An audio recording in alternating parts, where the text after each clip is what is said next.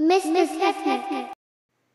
Baik teman-teman, di sini setelah kita membersihkan cylinder head, noken as, kemudian klep-klep, kita akan memasang klep per klep. Nah, seperti ini kita ganjel pakai menggunakan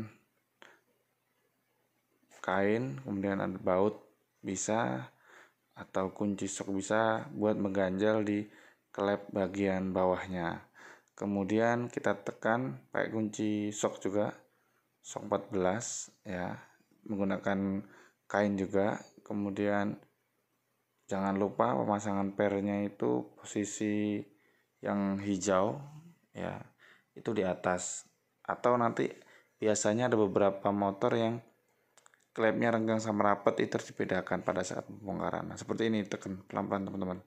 Kemudian kita tekan juga pasang yang in dan X ya. Selesai, tekan saja santai. Kalau ganjelnya pas pasti mudah. Menggunakan alat standar SOP kerja memang mempermudah, tapi ini karena motor kecil jadi lebih cepat menggunakan kain. Nah, kita cuci lain-lainnya, kita bersihkan. Camshaft atau noken as kita pasang harus posisi kondisi bersih ya, disemprot pakai menggunakan udara, kemudian kita pasang. Nah, kita pasang rocker arm, kita lumasi dulu juga boleh dengan oli, agar nanti pada saat dihidupkan awal itu sudah ada pelumasnya. Seperti itu teman-teman ya. Kita pasang, pastikan sampai benar. Oke, setelah itu ini adalah pengunci dari bearing. Jangan lupa, jangan salah pasang. Nah, menggunakan kunci L ya. Ini harus kencengnya perkiraan. Jangan terlalu kenceng, nanti bisa menyebabkan beratnya rusak. Setelah itu selesai, kita akan pasang cylinder head atau cylinder cope atau dexelnya ini ke cylinder block. Nah, pemasangan ini diperlukan celah yang sangat sempit ya ini teman-teman. Celahnya sempit jadi agak susah sedikit memang, tapi bisa karena sok belakang sudah kita bongkar, jadi agak digoyang-goyang dikit soknya, baru ini dipasang. Nah, seperti ini teman-teman. Udah yakin bersih, nanti kita cari topnya, top untuk rantai sentrik ya, jangan sampai kejepit atau jangan sampai magnet berputar ke dalam, nanti dia akan bergeser. Lanjut teman-teman harus pastikan posisi harus rapat. Kemudian ini kita pasang. Nah, posisi camshaft atau klaher noken as ini harus bisa goyang seperti ini sebelum kita pasang rantai sentriknya atau kampret. Nah, cowakan ada di depan teman-teman. Cowakan sentriknya ada di depan.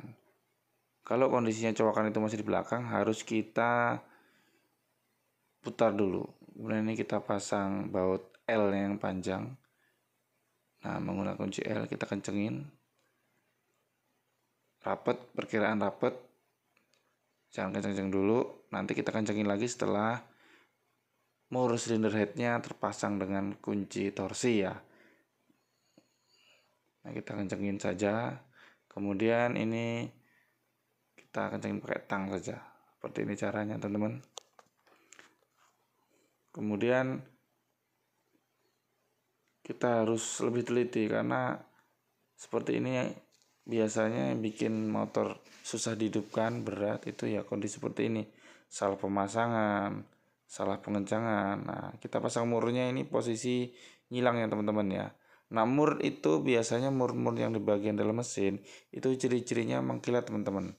Nah, kita pasang menyilang, kita pasang empat-empatnya, tapi nanti mengencangkannya kalau teman-teman sudah hafal dengan feeling, makanya menggunakan torsi lebih baik ya teman-teman ya.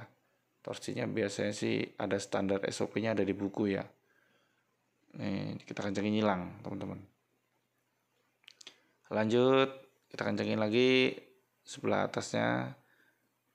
Ya, Kemudian kita lanjut lagi kencengin yang bawah. Nah, setelah itu kita kencengin lagi baut L tadi. Ya, baut L tadi kalau bisa kita kencengin lagi, dipastikan lebih kencang lagi. Seperti itu. Nah, kita putar magnetnya. Kita tanda topnya ini garis tadi seperti video yang sebelumnya. Kita cari tahu tanda topnya. Nah, rantai sentrik ini dipasang dengan kondisi tensioner atau serat sentriknya belum dipasang ya. Nah, kita pastikan tanda ini lurus dengan centilan yang ada di dalam. Ini mirip dengan Mio M3 teman-teman. Jadi agak miring ya, agak miring ke atas. Jadi tandanya agak miring, bukan lurus seperti motor-motor lama. Ini seperti agak miringnya ke atas sedikit, serong. Yang penting cowakan udah pas dengan noken as, kemudian kita pasang bautnya, garisnya sudah pas. Kalau bisa kencengin ini juga pakai torsi teman-teman. Kalau memang teman-teman belum hafal, buka manual book ya, kita pasang. Nah, kita tahan di magnetnya teman-teman. Kita pasang mengencangkan mur silinder headnya atau noken as tadi, kita tahan dari magnet. Kalau bisa jangan kebiasaan nahan di tonjolan magnet, jangan seperti itu karena akan merusak. Oke, selesai kita kencengin, kita cek lagi topnya kalau bisa geser apa tidak. Kemudian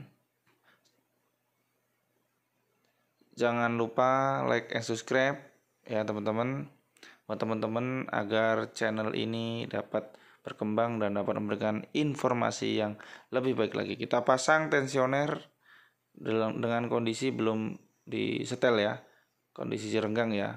Kita kencengin bautnya dan kemudian kita wajib ya digoyang sedikit aja setelah menggunakan obeng minus ya kecil.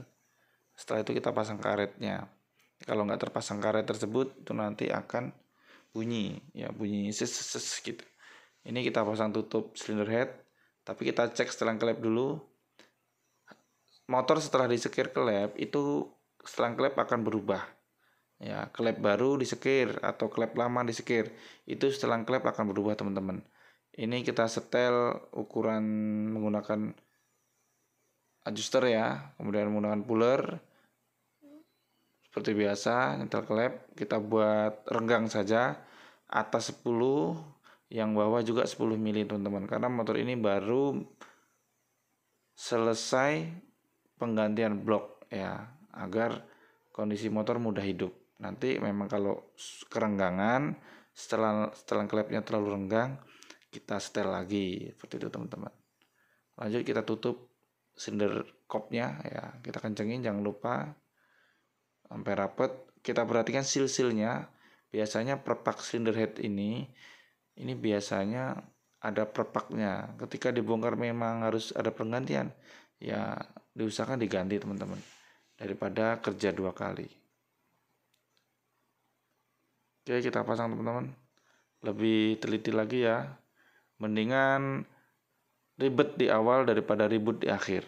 Nah, setelah ini kita pasang bautnya, kencengin ya, nyilang juga sama agar tidak pecah ya teman-teman ya. Ya, kira-kira lah. Lanjut. Ini busi memang sengaja belum kita pasang karena busi akan kita ganti sekalian. Nanti kita starter dulu, tapi busi jangan dipasang agar pelumasan naik dulu ya teman-teman ya. Kalau memang motor teman-teman itu menggunakan engkol ya, kita engkol dulu agar oli yang di dalam mesin itu naik. Nah, ini kita cuci throttle bodinya karena memang sangat kotor ya teman-teman ya. Kita bersihkan sampai bersih.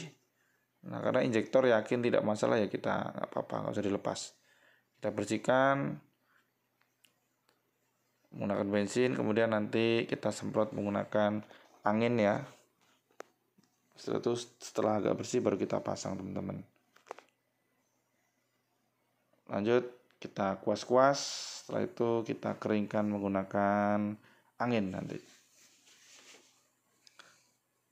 Jangan lupa teman-teman like and subscribe dan klik tombol lonceng teman-teman ya, Selalu dukung channel Mister Teknik agar Mister Teknik bisa memberikan informasi yang lebih lanjut lagi.